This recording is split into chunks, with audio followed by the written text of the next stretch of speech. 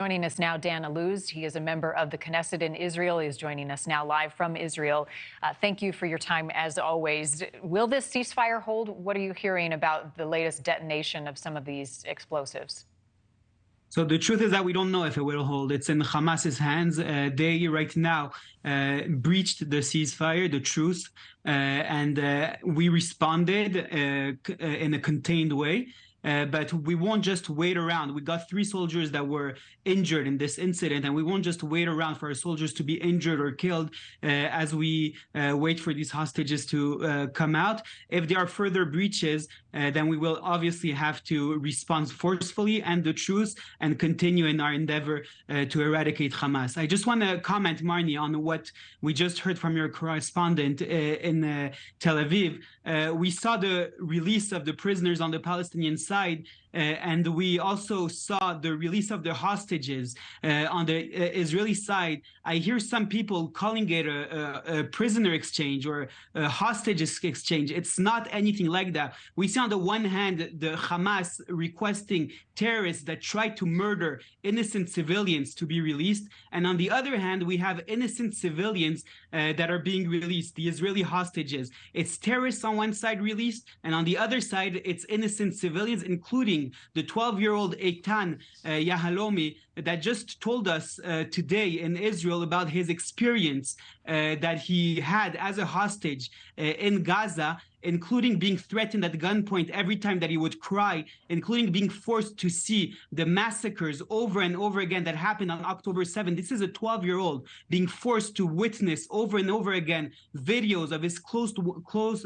neighbors and loved ones being murdered. He was forced seeing it over and over again. Every time he would cry or anyone would cry, they would threaten them at gunpoint. These are the people that we're dealing with. Hamas is right now on a PR stunt, releasing hostages and trying to show the world a nicer face. We need to remember who Hamas is, the evil face of Hamas, because after this truce ends, we in Israel will have to continue the job of eradicating Hamas, not only for Israel's sake, but for the sake of the whole free world. Yes, thank you for making that distinction about the exchange, because it is much more complicated than is being reported elsewhere.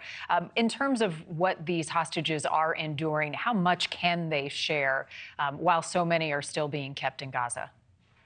So you're completely right in your question. A lot of it is still classified, but we're starting to hear some of the things also in the public. As the example that I gave of Eitan Yahalomi, the 12-year-old that spoke about his experience over there, you have to understand that there are some hostages that have been released, but they still have some members of their own family, fathers, husbands, that are still being held in Gaza. And so they want to be very careful about what they say in order for Hamas not to have any retribution against their close ones that are still being held there in Gaza. So it will take time for the full story to really develop and be brought out. But of course, Israel's security system is with a lot of course, care, because we're talking about children and people that just went through trauma, but we're asking the questions needed in order to get the information from them. Dan, I want to talk more about the exchange that we were discussing a moment ago. Did Israeli forces fire back when fired upon, and can you confirm if it was Hamas who attacked hours ago?